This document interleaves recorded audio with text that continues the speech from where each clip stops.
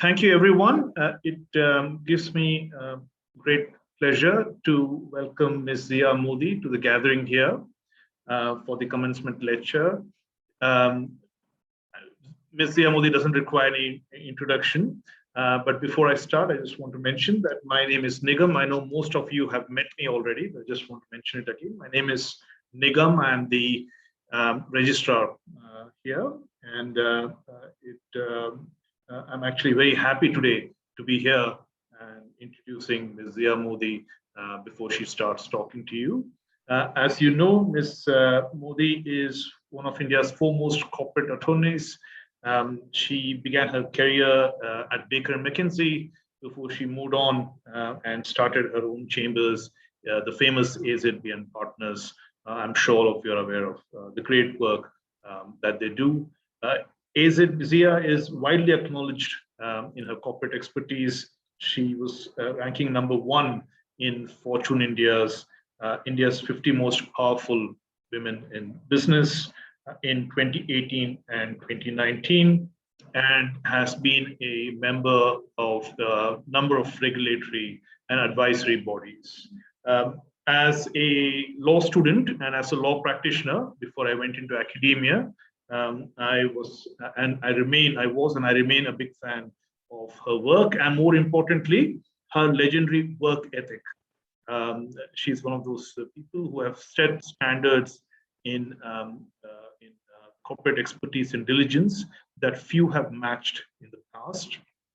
And her work on some of the biggest deals in corporate India are legendary.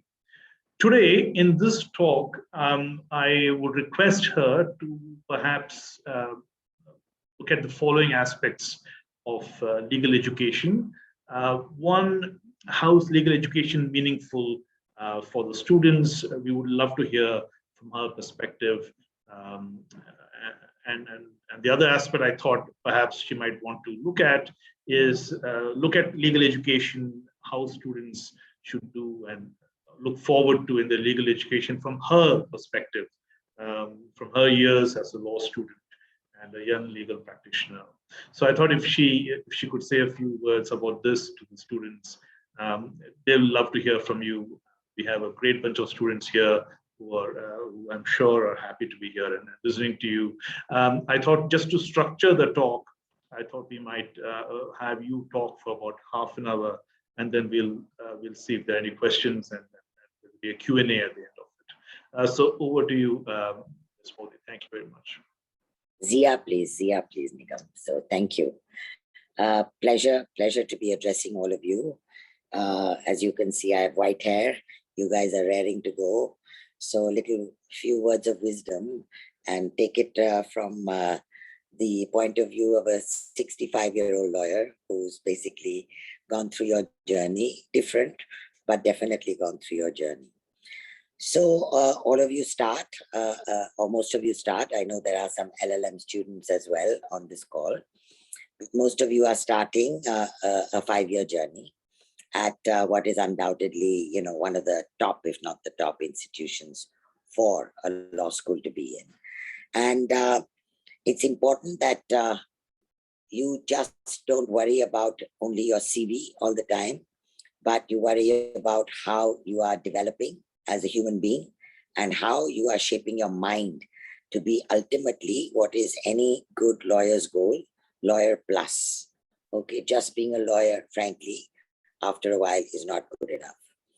So if you look at how your mindset has to change now, or at least how my mindset changed, in India, we're really good at mugging and, just rote learning. And I used to mug really well and just do well in school, and everything was fine. And then when I went to university at Cambridge, we had to think much more. We had to justify our answers much more. We had to learn not to be afraid or embarrassed of being wrong. We learned how to be collegial and not hide papers and hide library books and all that nonsense. Because ultimately what you wanted was to come out as a good human being who's also a lawyer, right? Now let's start with what any student wants to be and what I always wanted to be. And it was called excellence, right? You feel proud when you do well, and everybody wants to have a good dollop of self-respect. You've come here, you've passed those CLAT exams, which I understand are quite torturous. You've made it to the best college. And now what? All right. Are you still going to continue mugging, trying to get, So I'll give you a story about myself, about over mugging. And I don't think it applies in today's world, but it might be interesting for you to know. So 2 stories. In school, when I used to come home after my class rankings, if I didn't come first, my mother never asked me where I came. She wasn't interested. So that competitive frenzy, was unhealthy in retrospect. And I always tease my mother. She made me a super aggressive woman, only because if I came second, I could never tell her, did you come first? Yes. Did you come first? No. Okay. No more questions. So I think unhealthy expectations and unhealthy competition also has to be balanced. Then when I went to Cambridge, I remember my mother came after I had started college, and she met my senior tutor. And she said, you have to guide Zia. How can she do better than the best? She almost asked him, is there anything better than a first class? And so my tutor told her something which I'll never forget, John Spencer. He said, Mrs. Surabji, I want you to be rest assured that your daughter is capable of getting a first class. My mother started beaming. But he said, I will be very disappointed if Zia gets a first class. I do not want Zia to get a first class. I want her to get a 2-1, which is a high 2-1. So my mother's face just fell, and she said, what are you saying, Professor Spencer? You said she can get a first class, then why shouldn't she get a first class? So he said, because she's at Cambridge. She's got to enjoy Cambridge. So I'll keep the no first class out of it, because I know we all want our first classes, but don't not enjoy the experience. Okay. And what is the experience? The experience is really making friends, making sure that you build alliances which will last for decades, building bonds of trust and affection. And believe me, I have kept in touch with some of my friends, about 10, 12 friends at Cambridge. And then when I moved on to America for my LLM, maybe about 20, 25, even today. So for 30 years, I have been in touch with these people. They have now become managing partners or now doing well in organizations. But that's just a nice coincidence. They started as friends and they remain as friends. So I would say 5 years is a long time to stick together in a residential, in a campus. Make sure you have somebody or many that you feel you can rely on, that you can collaborate with. Believe me, the circle of life is so round. You bump into all your colleagues at the oddest time and at the oddest place and for the oddest reason in your profession going forward. So I think that the real issue is develop a work ethic that is both hardworking, but also a moral work ethic. Because if you don't have that backbone, and what better place to learn it than in the university that you are, then if that backbone isn't stiff enough, you will have to face many more tests to the backbone than you otherwise would if it's already a ramrod. So, and when I came back to I came back to get married to my husband in the mid-80s from America. And I was working with a law firm called Baker and McKenzie, large law firm. At that time, the largest law firm in the world. And I came back much to my father's anxiety, because he said, you have an office, you have a secretary, you're going to come back to nothing. And by the way, don't even talk about the money you're going to earn, because you'll earn nothing. But, love is blind, as they say. So I came back. And it was really tough, because I had basically now got to struggle with an environment where I had not, as Zia, done a day's work of Indian law. I had not studied a day of Indian law. So how do you compete? How do you get your discipline going? How do you get your confidence going? It all boiled down to work ethic and values. And so in the mid-80s, we didn't have FDI, we didn't have these corporate M&A firms, we just had the court. And you had your band and you had your gown, and you could say my lord 20 times a day or my lady 20 times a day. And basically, you were as I was probably one of the 2 women who was in court and opening their mouths. So basically, you had to then make sure that there's one thing you never compromised: your reputation, your reputation. And it's so easy to lose it, right?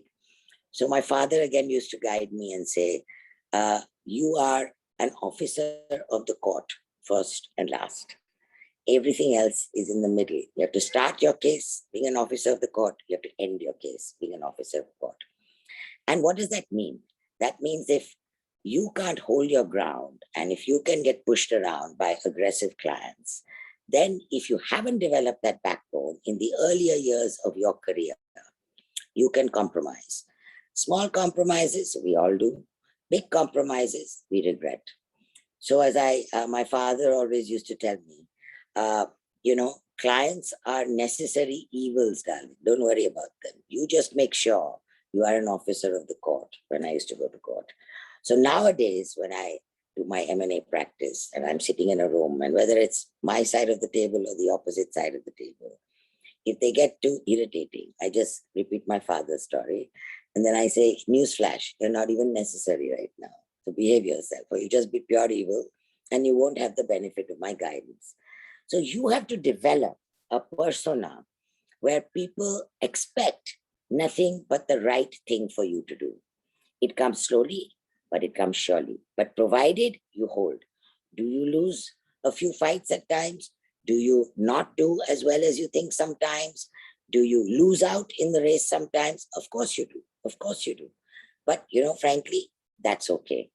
So what you learn in college is how to play straight, how to bat right down the middle, not to compromise what would otherwise be basic values of how to treat each other as human beings and how to be great students. Now, there's so much you can learn from the law school that you're at. I would say to develop your skill sets, the moot court is a great way to go. And I know that the law school has a great opportunity for you to participate. Everybody, I believe, wants to make the National Law School moot team and then get to work domestically and in international moot teams abroad. So do that. That's all good stuff. Achieve and try for the best. And then what happens is your research skill gets developed. That's the other thing. If you don't know how to start a research project from going to A is for apple, and if you jump to B is for ball, it doesn't work. Even today, if there is a topic that I have to advise a client on, the team that comes to brief me brings the papers of A's to apple. Because if you don't know what A for apple is, how are you going to jump to B? Don't take any shortcuts. Don't miss steps. Go logically, 1 to 10. Don't miss out any number in between, because then you are applying your mind in a way that everything is on your table. Even today, somebody briefs me and doesn't come with A, they have a problem in life. So learn to analyze and to set yourself an intellectual high by making sure you end every project with full domain. Don't ask your classmate or batchmate to give you, a shortcut. There are no shortcuts. That batchmate could have got it wrong. You've missed the A, you've gone wrong on the B. So domain is part of the journey to excellence. Now, how do you get that? I think all of you have at least that much, which is hard work. All of you are going to be working hard and you're going to enjoy working hard. But I think the main thing that has to come out of your 5 years here, starting from your first year, is to understand what we call original principles, first principles, okay? So law for me is logic. If something is illogical when I'm being briefed, I don't accept it. I say it's wrong. It just doesn't sound right. It just doesn't work. It's illogical. Go back and logic is the law, by and large. Of course, there are a few deviations from logic because of societal considerations. The government wants certain issues and agendas to be met. Fine, but those are the exceptions. So if something doesn't sound right, how will you know? You will only know if your mind has been tuned to accept the logic of the proposition that you are either learning or you are canvassing.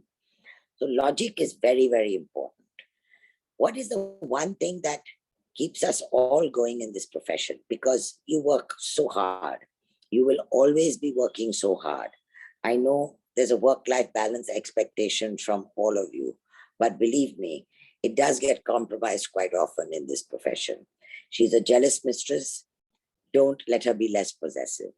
Just basically put your arms around her and go for it. So if there is, hard work which goes into the pursuit of law, don't grudge it. Simply welcome it.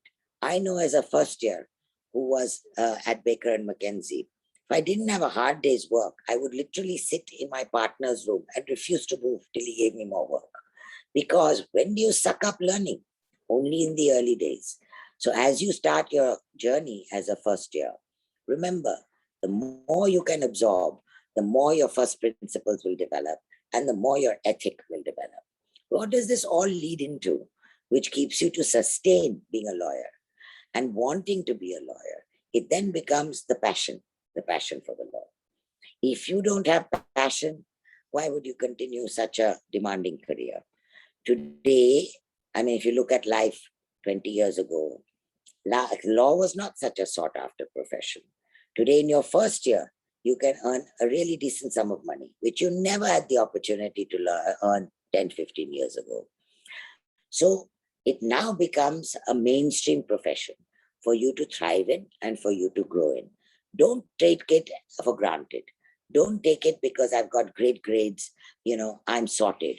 Yes, you may be sorted for, your first year's job in a law firm, but it won't last if you don't develop the skill to work hard and to love the law. I always maintain, I have 3 children. I popped each of them out while I was a lawyer back in India. And it was tough. You often have times when you say, why the hell am I doing this? This is ridiculous. I don't need the money. I don't need anything. It was the passion. I just couldn't imagine a life without me being a lawyer and setting my bar higher all the time against myself and, of course, against my peers. The other thing is money-mindedness, as my father always used to tell me. All of you have become very money-minded nowadays. But the truth is that there's a balance. Nobody wants to work for free anymore. Why should they? There's a sense of self-worth, and that is extremely important. Nobody knows it better than me. But it's still a profession. It's still not a total balance sheet business.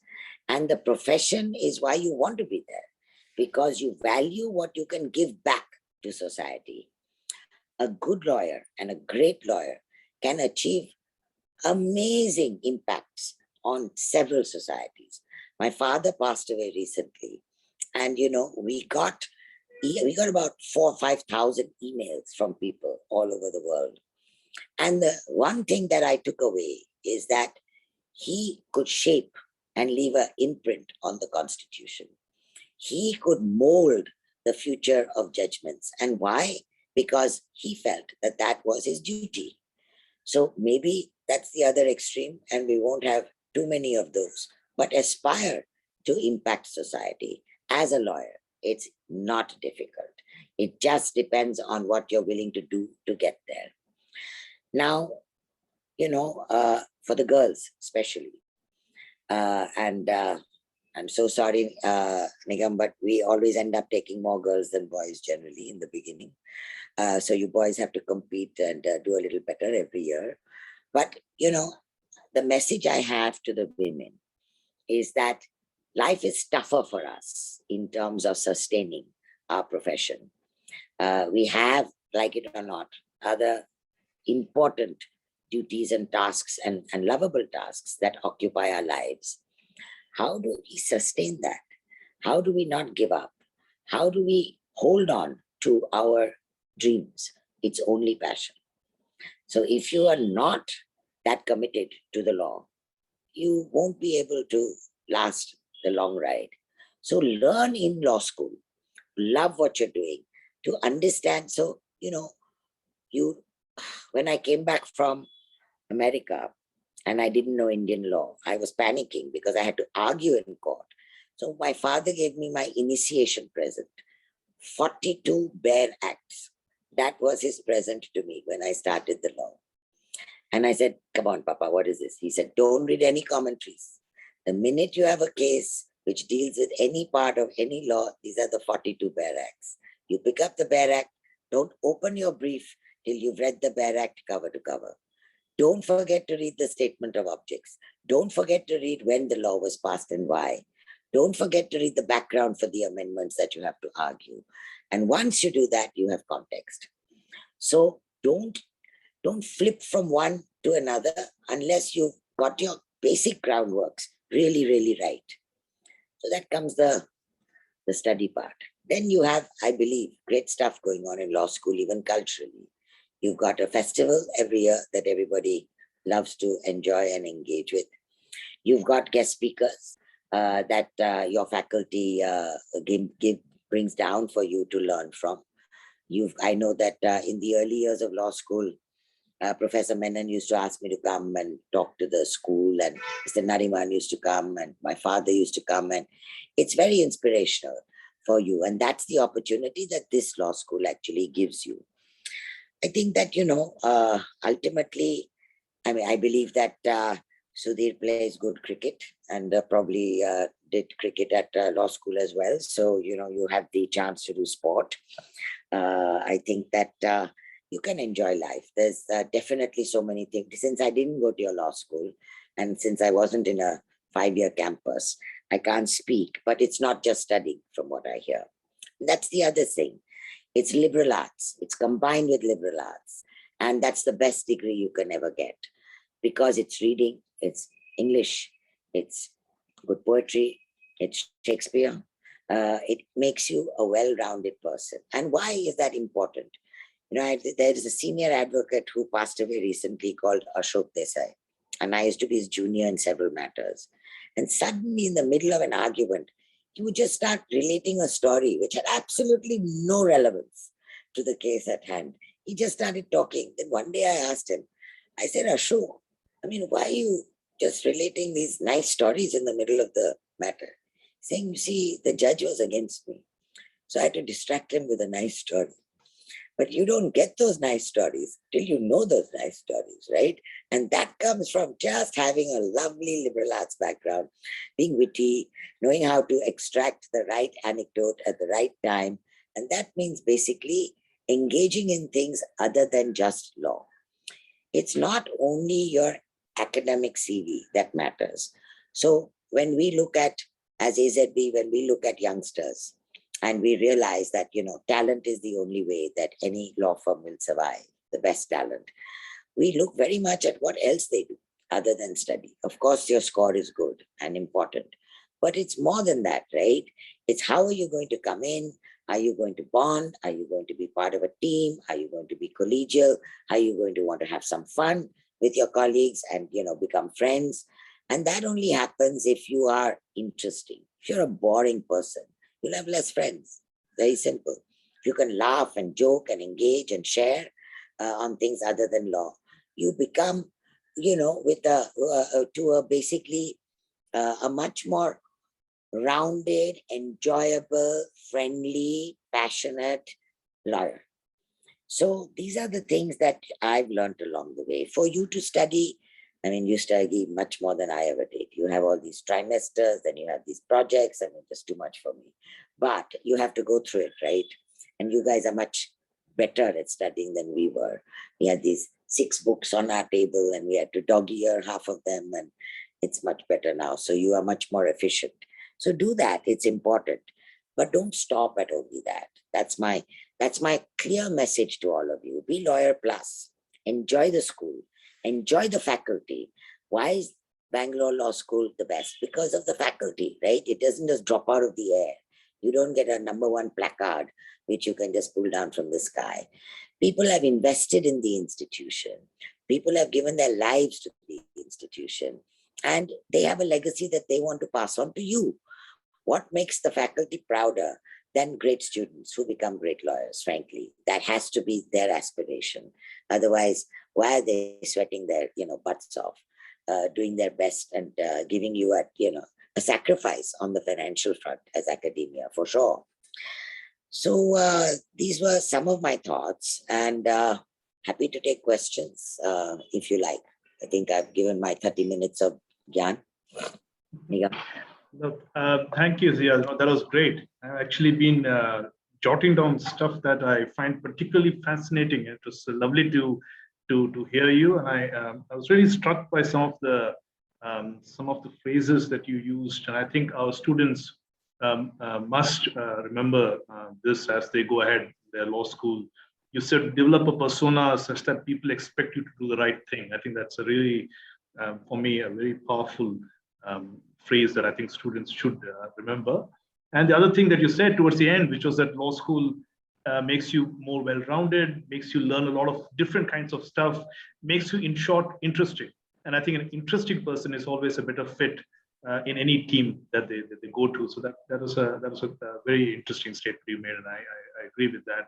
There are a few questions I think already, and I encourage the students to write in their questions on the chat box if possible.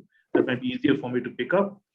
So one question is from a student who says that you speak with a certain conviction that I aspire to have myself one day. However, I sometimes doubt myself at crucial junctures. What advice would you give me to assert myself better? You mean in the matter that you're doing as a lawyer, or generally in life? No, I think generally. I think she's talking about generally. How to assert yourself better. So that's not an easy question because it depends on your personality, right? If you ask me, I'm pretty aggressive, so I assert myself pretty easily. But I think that all of us can assert ourselves if we have the conviction of what we're saying. So as a student, if you know exactly what you're talking about in your subject, you can, of course, assert yourself with more confidence. As a human being, if you want to assert yourself, assert in what way exactly? Assert is to be counted, to be noticed, to be heard, or is it just, to hog the limelight and the voice decibels? I think asserting in the proper way would just mean for people to respect you for who you are, for your thoughts, for the value system that you hold and execute.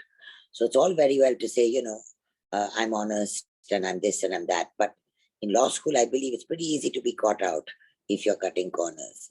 And those memories, people don't forget. I mean, I have some partners from your law school who are with me. And when they talk about their batchmates, the first comment is not he was a good student. First comment was he cheated at table tennis. So that's what you need to make sure that you don't assert yourself in the wrong way.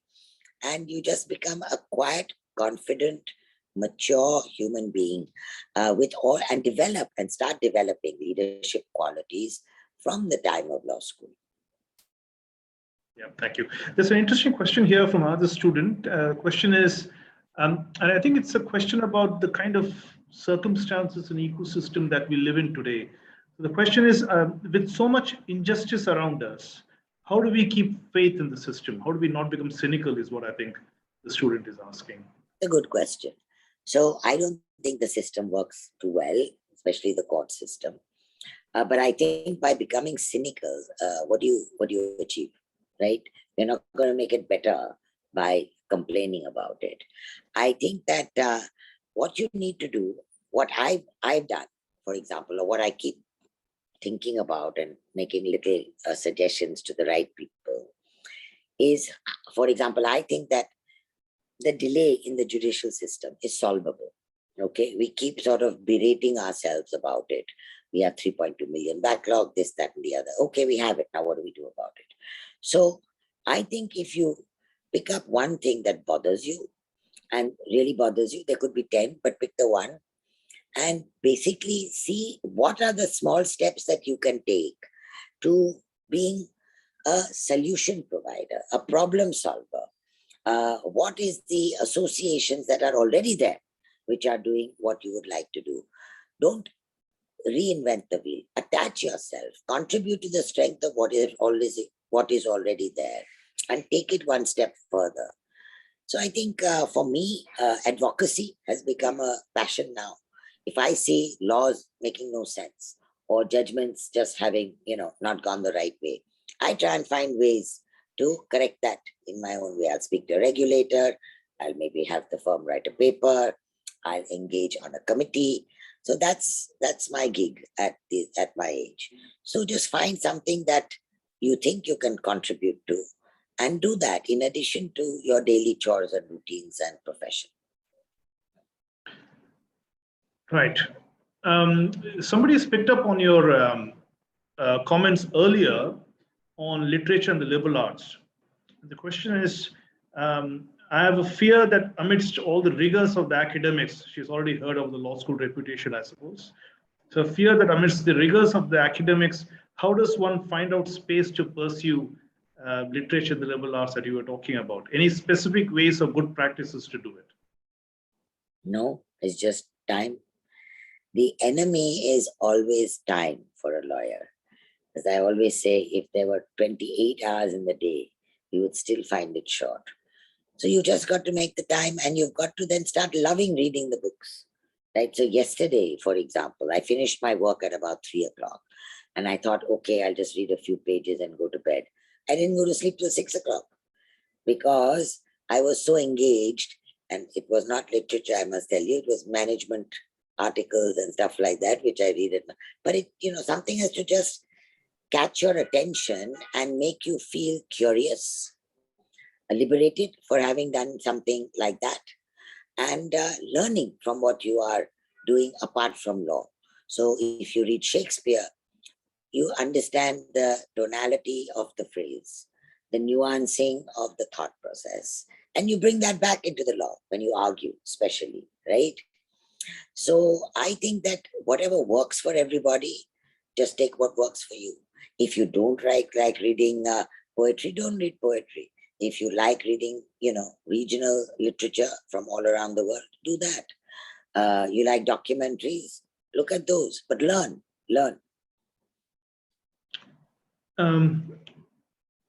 Yeah, I think that's, and part of what you said applies, I think, to a lot of other things that the students want to do in law school. And managing one's time is something that I think they'll have to pick up as they progress. It'll be a big transition for them. Yeah. You get more efficient, Nigam, as you know, as life goes on. We learn how to diarize our day better. We learn how to prioritize our day better. So you just get more efficient, and you cut out the faff. And in all these years in my journey, as I always say very often on a public platform, I simply refuse to do what I don't have to do. I don't do it. The house can come tumbling down. It's not my job to do many things in the house. There are other things that people think have an expectation that a woman should do. I don't have that expectation. So your priorities obviously be reasonable. They can't be, just unidimensional. But that releases time for you to do what you want to do. So the inefficiency of your day is really your enemy. And you will learn how to make it better as you go along. Yeah, I think there are lessons in this for all of us, actually. Now, a student has picked up on your career transition that you talked a little bit about from US to India. So the question is, what gave you the confidence of coming back to India and starting your own firm? Looking back, do you think you could have done anything differently in life? So I didn't come back and start my own firm. I came back to got married, and I had to argue in court for 10 years. And then I started Chambers of Zia Mody, because there was no a foreign direct investment at that time. Remember, until the Manmohan Singh policy of 1991, India hadn't opened up. So was I nervous about coming back? You're damn right I was. But I needed to get married to this man called my husband, right? So I came back. I then told him, you come back to the US with me because I have a green card. So you come there. So he strung me along. He said, yes, yes, yes. And then finally, when he had his final interview for the US green card, he just told me, I think you can go alone because I don't think I'm going to go to New York. So I had to give up my green card canceled everything and buried I'm ready now to bury my bones in India. But it was a good decision. So I think that, the difficult part was coming back home and arguing in courts, because I had the anxiety of not knowing or thinking I did not know enough Indian law. I worked myself to the bone on trying to catch up and hit the ground running. I was facing a courtroom of 100 lawyers with 2 girls. And so anything that I said, I knew was being watched, not in a negative way, but, let's see how she argues with, not negative at all. So gender pressure. And then, of course, coming from a legal family, legacy pressure. So everything converged. And I was the only child in my family to take up law. I was the eldest child. I was the only girl. And I had 3 brothers. And my mother, in her gentle way, told my father, I have 1 lawyer. I don't need another. So your son is not becoming a lawyer. He will become a doctor. So he became a doctor. So I had more pressure on actually than, performing, so that I didn't disappoint my father if he even psychologically felt that his son could have done better. So what drives you is different stuff, right, for everybody. It's a whole host of things that your ecosystem has produced. But ultimately, I think you need to set a goal which is higher than what you're capable of, because otherwise there's nothing to aspire to. And so when I got confident in court, as the years went by, it was a good 10 plus years.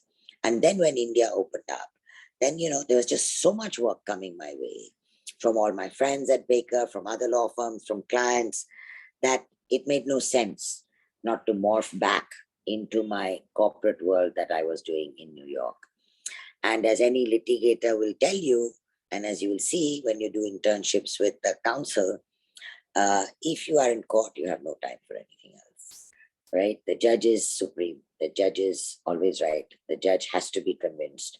And that requires hours and hours of preparation and research and strategy, and at a time where there were no computers.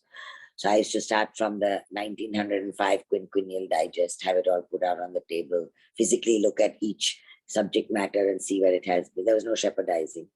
You had to literally go year on year to see what the law said. It was tough. It took time, basically.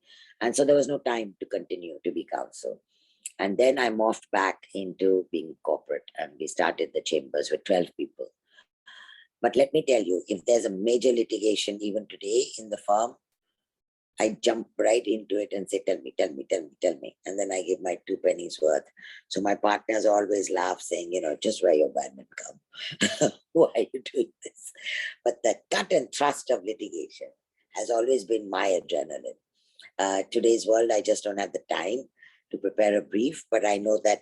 So I have so many of my colleagues who were juniors with me at the bar. They are now, of course, senior counsel and doing extremely well.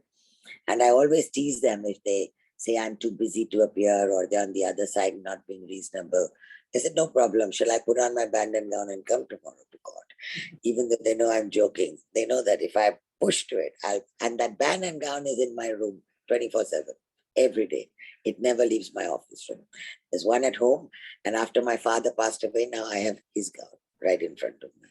So it's all what, drives you to do what you love best. And then I morphed back and we started Chambers of Zia Mody, and some of the 12, the Dirty Dozen, are still with us, even today. So that's been part of the journey. In fact, one student has asked whether it was your parents who, because it wasn't clear from your answer, so I think you may have to clarify this. Was it your parents who asked you to study law, or was it a decision you made? No, I always wanted to do law, always. So it wasn't my parents that wanted me to study the law.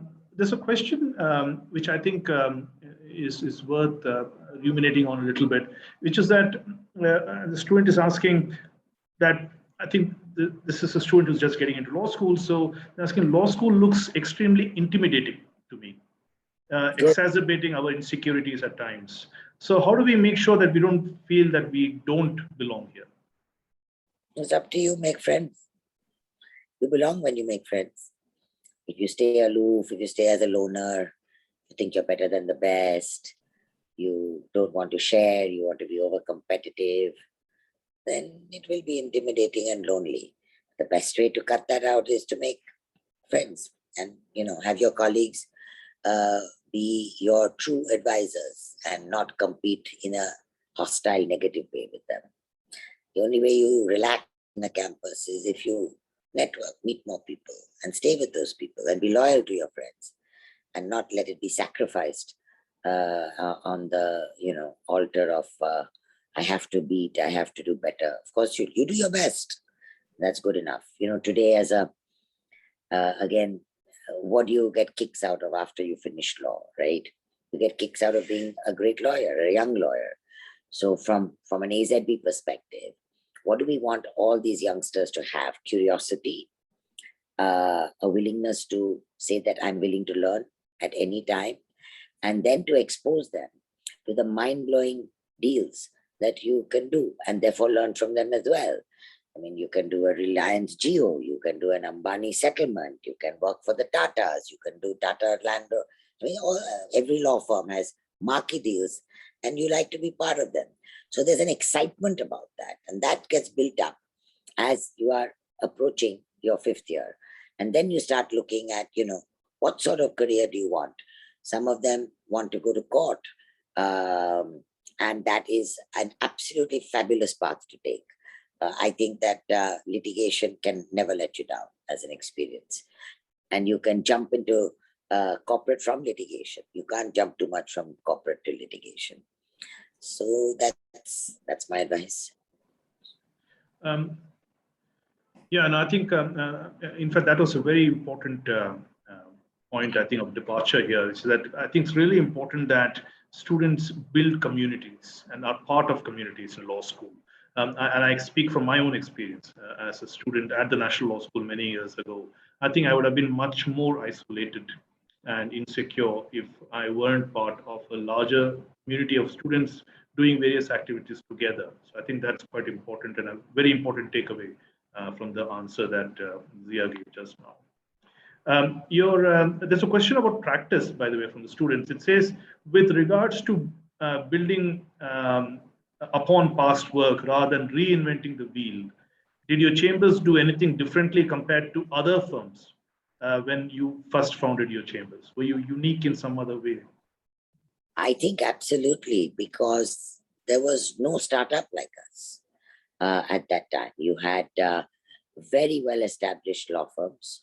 You had Crawford Bailey, you had Mullah, you had Ganga, and they had the full Fortune 500 list at their doorstep. We were 12 kids eating cold pizza every night, and advising clients in America, staying up late, coming back the next day with red eyes, just trying to do better, trying to make a difference. And I think the difference that I thought we had and the USP that we had is that we modernized. So when we started, everybody had a computer on their desk. My colleagues at all the other older law firms thought I had lost it. You say, what are you spending all this money for? I used to say, what are you not spending this money for? And so, if they had a computer program in those days, it was called Star, even before Word. The minute it came out, it was installed in our computers. So we were trying to keep the same technological pace as our US clients and counterparts. So that I thought was an advantage. The next thing is I thought were more accountable and transparent. So I remember there was a very good friend of mine who was a managing partner of a law firm at that time. And he phoned me up and he said, Zia, why are you harassing all of us? So I said, now what have I done now? Because I always used to bring all my Baker and McKenzie lessons to the firm because it just had all the lessons I had learned. So I said, how have I harassed you now? So he said, you're sending bills to clients with timesheets attached. I said, yes. I mean, that's how we've done it in New York. He's saying, why do you have to account for all your time to the clients? So I said, because that's the way clients expect it. He said, no one in India expects it. We've never done it like that. You've just broken rank with all of us. So I didn't realize that I was the first small little law firm in India to actually send timesheets. And after that, of course, Everybody had to send timesheets, right? Because every client would say, well, if Zia can send it, what's your problem? You send it. So I think little, and then I remember there was a young lawyer who I was interviewing out of Bangalore Law School. He was class of 2000 or something. And he was interviewing me at that time because I had just started. So he said, look, I've got an offer from this law firm, which was a larger law firm, but I'm accepting your offer. You better do right. I said, okay, I'll try. But, so what we always thought was better was to get the best talent and pay more. Marginally maybe, but pay more. Because for a youngster, that was a sort of validation of his self-worth or her self-worth. So that's how we started. And, from 12 lawyers today to nearly 500 lawyers, that's been our journey. And I always say we grew as India grew. We would not have grown if India hadn't grown exponentially. So that was what I thought we did differently. We attracted attention especially to the multinationals who saw a very modern frame of mind. And I think we probably tried to hide for quite a few years that we were only 12 or 15 years. Yes, no, that's fascinating to hear. In some ways, I mean, these are the stories that I think resonate with a lot of people, including the way the National Law School started. I mean, when the National Law School started, it was a startup of the sort that you're talking about. We imported practices that were not there in India at that point of time. We made our students write term papers from first year, every 4 term papers every trimester, which was unheard of. So nobody was doing it at that point of time, and that practice developed, and now a lot of other law schools are doing it. So I find a lot of very interesting parallels. So you see, Professor Menon, I was in love with him. He was adorable. He was inspirational, and I think he was a builder. And his passion was your law school, right? So he gave his all to it. So you had somebody who's night and day and doubling up nights and days was to build the institution. So once the foundations are strong and the value system is correct, it's difficult to go wrong unless you really screw it up. True. There's a question here that says, and I think you alluded to this in your talk. The question says the legal profession is filled with several stereotypes that the society holds of us and invites judgments from family and friends. How did you navigate your way through this? Assuming you must have faced some of these judgments yourself. And how easy or hard is it to become then disheartened, constantly battling these stereotypes? I don't think I would worry. You mean like lawyers are liars and sharks and all that stuff? Is that what you mean by stereotypes? Yeah, some of those stereotypes as well, yes. Forget it. Now, I suppose again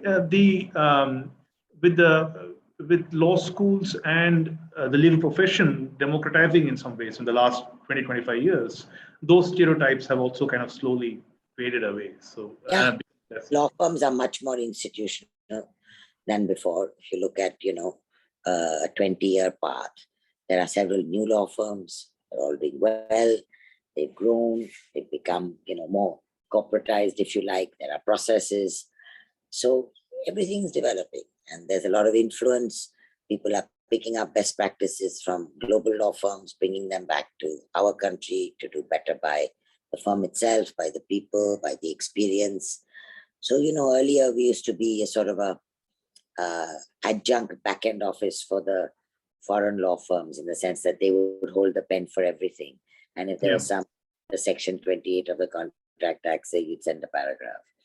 Now the foreign firms, foreign clients genuinely think that the capability that India has developed is great, and therefore the price arbitrage, they are happy to take advantage of in some areas.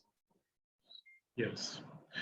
But there's a question from a student that says, yes, corporate law has become a big thing now, and it's lucrative, but it's increasingly seen as a full-time desk job with hours to be spent on a computer screen. What are your views on this, and is this really so? So look, boys and girls, it's hard work.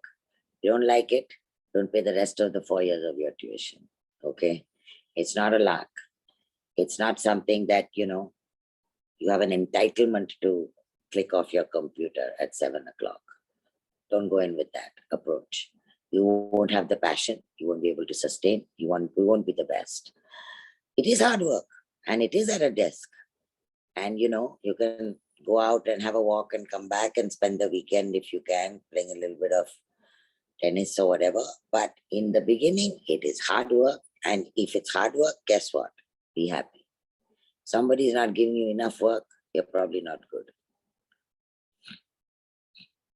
Yeah, I think that's the lessons for it. Even in the law school, in the years of the law school, there's a big transition from high school to going to a law school, and the amount of work that will be required of you, the expectations will be very different. Of course, everybody has to get used to it. It's not an easy thing to get used to, but it's something that, but it's something that you're setting the stage from now for them, right? So they'll get used to it. Yes. I think we have more or less what I did was I just took a cluster of questions and then kind of framed it for you. So I think we are done with most of the questions here, which, and they're all within the same cluster. So I don't want to repeat that and waste your time. So I think I'm just going to say that this was a completely fascinating session for me and for my students. And of course, we hope and we will not let you go so soon. We'll make you come to law school and address our students several times. I think it's really important that they hear from you in various ways, in various fora. And not, this is an orientation session, but obviously we'll love for you to come and talk to them about substantive law as well at some point of time. No problem. I think, I can just wish all of you a wonderful journey ahead. Kudos for having got admission to the best, and don't lose any opportunity that these 5 years give you. Just grab them and just keep growing and have fun while you're doing it. Thank you very much, Zia. Thank you. Thanks everyone for coming here. Thank you, everybody. Bye. Bye-bye.